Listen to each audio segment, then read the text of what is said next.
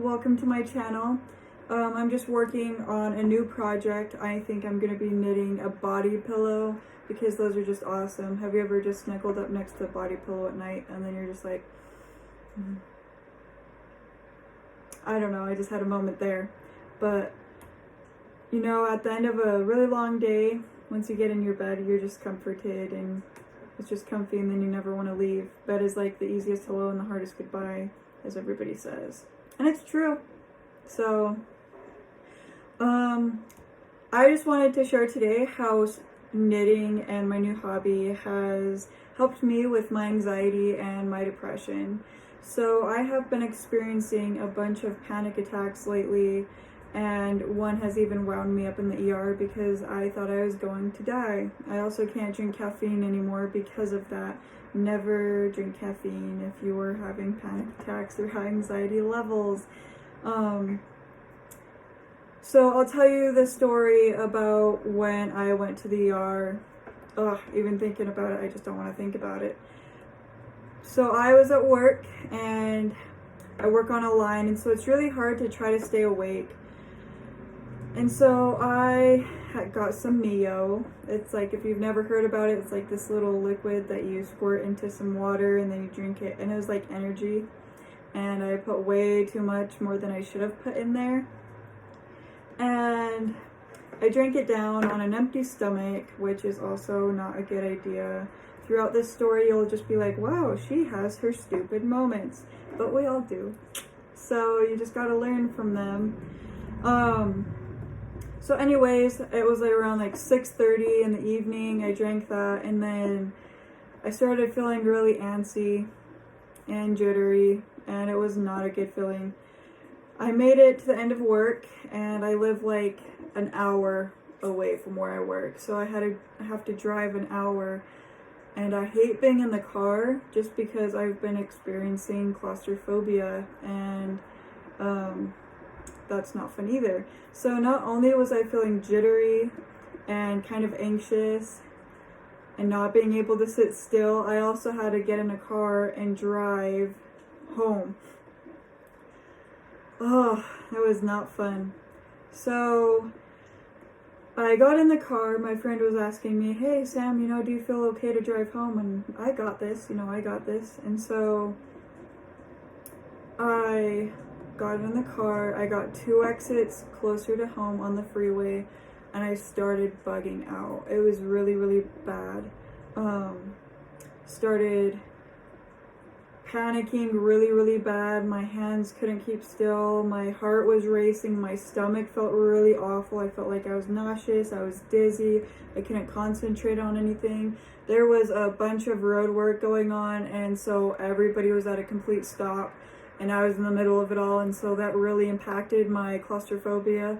And I just was panicking. So I found the nearest exit in a place that I've never been before, and it was late at night. At this time, it's like 11 o'clock at night, and I'm like, oh, please, nobody jump me. I can't stay in my car. I can't do this. I still have an hour until I get home. I'm all alone, and so I felt totally and utterly alone.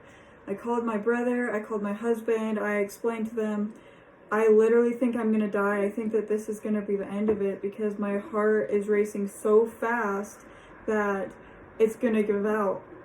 My brother told me to stay close to my car and not to really wander off from it because I was in a place I didn't really know, and it was kind of a sketchy area. I'm just remembering it, and it was so terrible.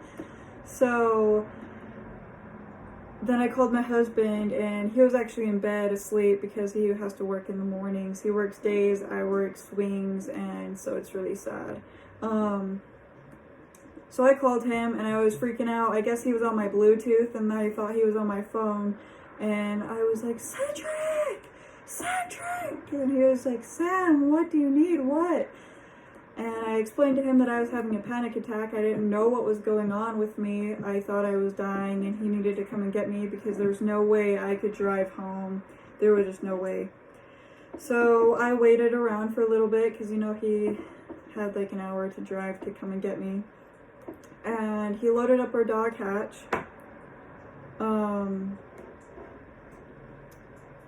And then he arrived later after that. I just remember praying and praying and praying. I said, Heavenly Father, please do not allow me to die. I'm so sorry. I messed up. I drank too much caffeine.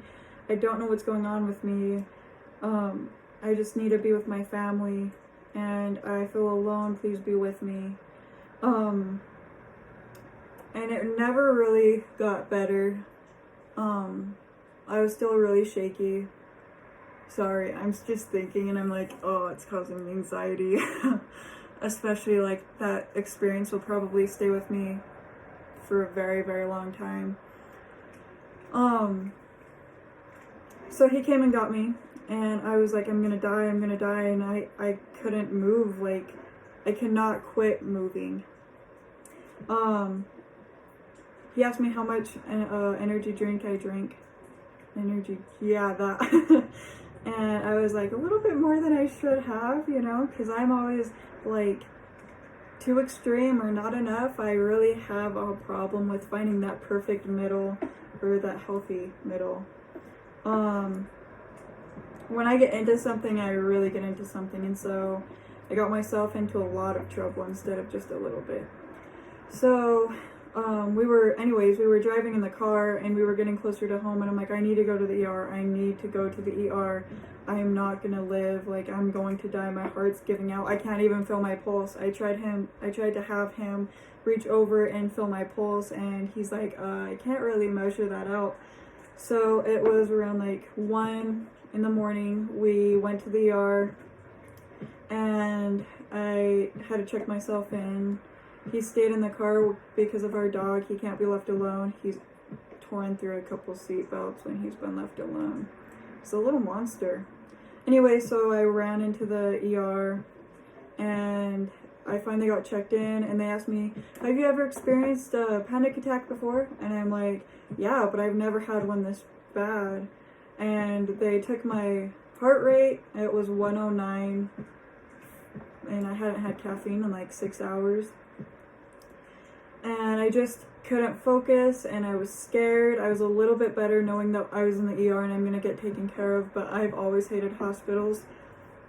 Not because they're bad or anything. I really appreciate nurses and the hospitals and what they're willing to do for you. But my mom, growing up, she was always in a hospital. She had a bunch of health issues. And so I don't have many good memories of hospitals. So I was just sitting there and thinking to myself, okay, I'm gonna be okay. I just need to breathe. I need to focus on my breathing. They gave me a couple of pills to calm down my heart rate and to kind of make me tired a little bit. And it took me about 2 hours to get out of the ER, and then I went home and took a shower, went straight to bed. But I always have a fear now that I'm gonna experience that again, and I really don't want to have to experience that again. So I have, ever since that, I've never touched caffeine again, because even if it's just a little bit, I do not want to feel the way that I felt. So I will not touch caffeine. And I've been trying to eat a little bit healthier, trying to get more exercise, more sunlight. But I still get really bad anxiety. I still have been having panic attacks, and what helps me is just breathing in and out, and like I'll count to try to get me to breathe in and out more normally, because what I do is I hyperventilate in and out really, really fast, and then what happens is my hands start going numb and my teeth kind of go like fuzzy, like static on the TV. If you've seen a fuzzy TV, that's kind of what it feels like, and it's no fun. So I just kind of control my breathing the best that I can, and just tell myself, you know, I'm just panicking, you're safe, I'm gonna be able to make it to where I need to go. Because usually this happens when I'm in a car. I have not been doing really good in cars lately, but it also helps to talk to people. I'll call my family members, my dad, my husband, my brother. It really helps, especially just to know that you have somebody there listening to you. So talking helps controlling your breathing. I also go onto YouTube and go on to like meditation videos that help you do guided meditations. Sometimes those help, sometimes not. I think that the worse it is, the more you have to struggle to calm yourself down. And so, yeah, it's just no fun, and I'm so sorry. If you have ever felt like that, I'm so sorry that you've ever felt like that. Like, it's just no fun at all, and it's super scary. Like, I will not lie, it's super scary. If you ever need to talk to me, you can always message me. You can always ask me any questions, and I will do my best to reply to you, just because I know what it's like to need to talk to somebody and not being able to talk to somebody as well. So it's always good to vent, to release that stress from you, to know that it's okay to not be okay sometimes, that you can vent that steam and be looked at like normal. You're human. That's what you're gonna like do, is panic. You're gonna have anxiety, you're gonna have depression. You know, it's normal to feel those things, especially in today's world. It's nothing but stress out there. So there are happy things out there. You can focus on happy things, but sometimes it's just hard. And you are not the only one that feels like that. There are so many people out there that also feel the same way. So I'd be more than happy to talk to you all about how you guys are feeling, any questions that you might have, or even just to, you know, be that sounding board for you all. So after that experience, I was trying to find a hobby, you know, that helps me out and like calms me down. What I have found is knitting does that. It's like, I know everybody's like, you might be a grandma if you knit. Well, guess what? By the time I have grandkids, I will have so many things to give to them. And I'm also thinking that what I knit, I will also sell and maybe start it into a personal business. I was thinking that my name could be ThisKnitter'sNoQuitter, or This Knitter Ain't No Quitter, excuse me. And, you know, just have a business that shows people that it's okay not to be okay, and that we're all in this together. And life sometimes unravels, but we can always tie a knot for a new beginning together. So everything that I knit, I'm just gonna sell. So if you see something that you're like, oh, that would be so cool, I'm thinking of getting an Etsy. I'm looking into it. I have not yet, but I do have a Facebook and Instagram that you guys can also message me on. I'd be more than happy to talk to you all. But what I've been working on is I made a pillow so far, and then I've also made a hat, a couple more items. But what I really want to do is make a body pillow, because sometimes you just need to cuddle something. I love freaking cuddling, and so body pillows help me out a lot. Plus, you can do knitting anywhere. You can keep it in the car with you. Just don't knit and drive. You know, don't text and drive. Do the same. Don't knit and drive, okay? Dangerous. You know, keep both hands on the wheel. But if you're just a passenger in the car, you can knit and drive. No, do not knit and drive. You can knit and be in the car. Okay. Anyways, so, you can knit outside, you can knit in your house while watching TV, you can knit while talking to people. It just keeps your hands busy and your mind focused on something, so it doesn't wander off into like stress and anxiety. You can knit in your bed. Like, you can basically knit anywhere, and it'll just keep your mind and your hands busy. And then once you're done with your project and you finish it, then you have a new finished project that you can keep. So I just really have liked that. And it's just so warm and fuzzy. I don't know, gives me good feelings. So to basically end this video, because I know that I've ranted on or raved on or talked a little bit too much, I just want to let you know, if you've ever had a panic attack, you are not alone. If you suffer with anxiety or depression, there are different levels, there are different types. You are not alone. There's no problem with talking to a doctor to get help. There's no problem with talking to your family or your friends about it. You do what you need to do to get happy, because you can be happy. it's not a good life to just constantly be depressed. It's not a good life to constantly not want to go somewhere because you're afraid of getting in the car, or you're afraid of what would happen, or, you know, social anxiety, that is a big thing too. So I know for me, when I get anxious, I start talking a lot and shaking my hands, kind of get sweaty and stuff. Gross, but whatever, we're all human, we do it, we sweat.